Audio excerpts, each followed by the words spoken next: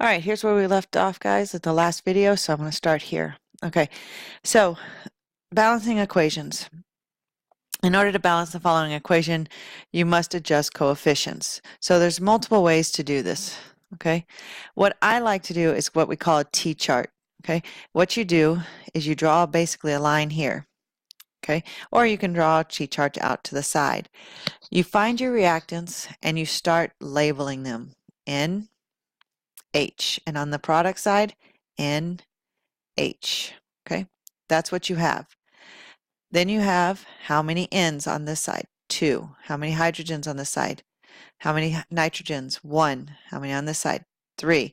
You can automatically see these are not balanced. Okay, or you can do it in your chart and you can see that they're not balanced. Okay, so what we're trying to do is balance these.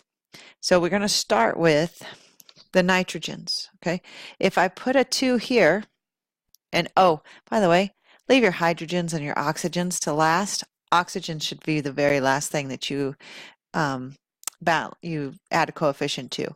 You see how I'm going to add a 2 in front of the compound, the molecule. That means that I'm going to have I'm going to multiply 2 times every subscript. So if there's a 1 here, now I have 2 times 1, which changes this to a 2. I have 2 times 3, which changes this to a 6. Okay, now I can see that my nitrogens balance out. When I want to do the other one, once I get the one thing balanced, I go try the other one.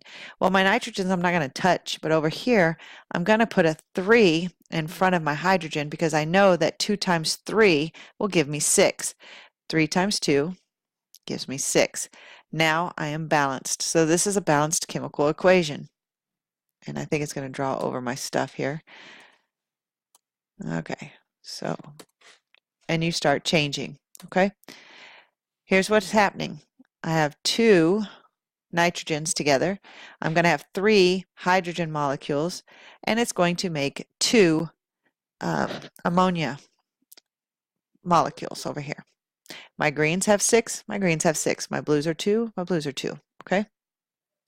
So let's do this one. Okay, so again, this is going to be the very last thing I touch because oxygen and hydrogen, you should wait till the last if they're by themselves. Oh, by the way, this is called a diatomic molecule. Okay, we talked about those. Those are Brinkelhoffs.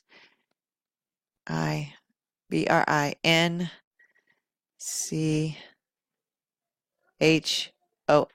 Okay, so those are the Brinkelhoffs. Those are the diatomics. Leave those alone and leave those till last. Okay, so here we have a polyatomic ion.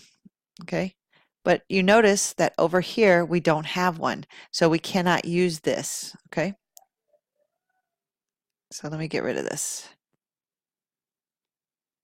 Okay.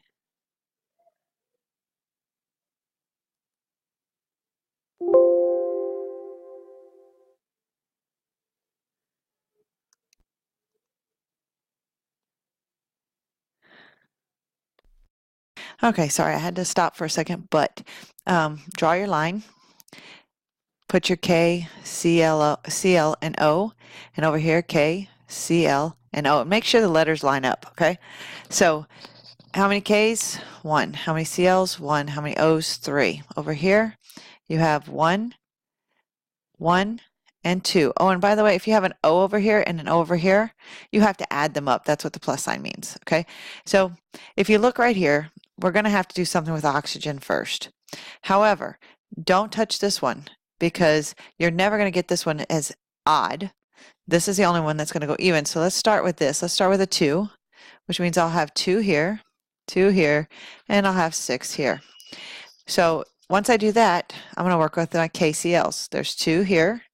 So it's 2, 2, because remember we're multiplying 2 times 1, 2 times 1. Then I see that my Ks and my CLs are balanced, but now I have a 6 and a 2. So what do? I put a 3 here. That makes this a 6. Now we're balanced, okay?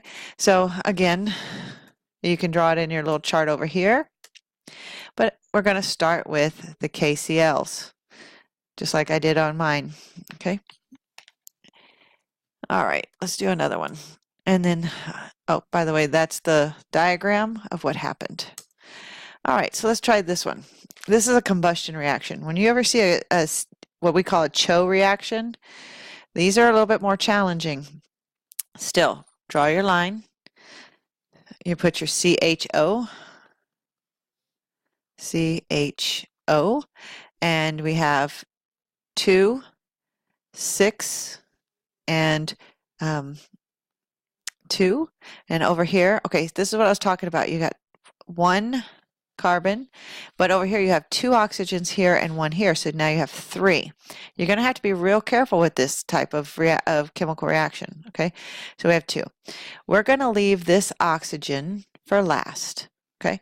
So we're going to try to work with our carbons first. So if I put a 2 here, that changes this to a 2, but this also changes this to a 4. 2 times 2 is 4 plus 1, now we're at 5, okay? So our hydrogens are next. If I put a 3 next to the hydrogen, now I have 6 hydrogens, and I have 3 oxygens plus 2 times 2 is 4. So I'm going to end up with 3, 4, 5, 7. Okay, this is never going to work because we've got an even number of oxygens over here, and we're getting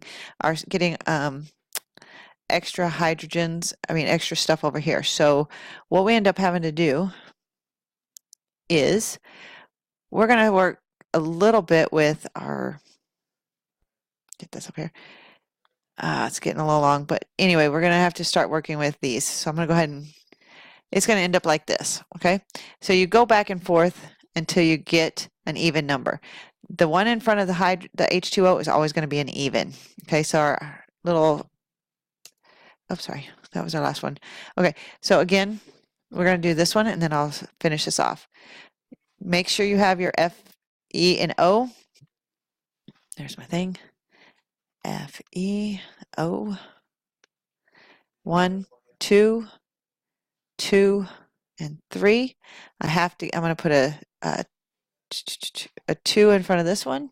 Oh, that's not going to work. So it's going to end up being 4, 3, 2. Okay? I wanted to stop this early, but you can play with it. But basically, you go back and forth until you get the right answers. Okay? Bring this to class, summarize it. There'll probably be one more video.